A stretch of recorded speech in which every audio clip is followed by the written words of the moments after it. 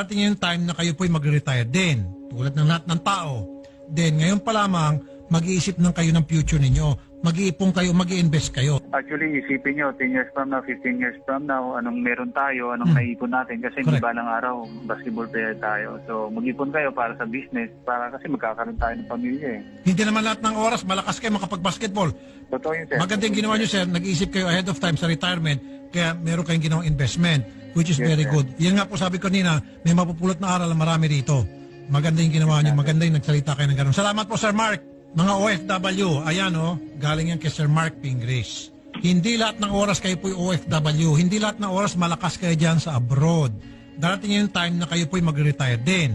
Tulad ng lahat ng tao.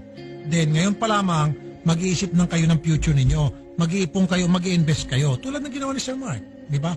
Huwag yung bigay dito sa kanyang manliligaw, bigay doon sa nakilala sa Facebook, bigay rito sa boyfriend, bigay doon kay pamangkin, kay tatay, nanay, kung sino-sino bibigyan, and then, pag uwi ng Pilipinas, tapos na yung kontrata, magugulat na lang, wala na yung 5. Kaya mga OFW, ayan o, ngayon pa lamang, mag-ipon kayo, think of the future, dahil hindi lahat ng oras, nandiyan kayo sa abroad at malakas kayo.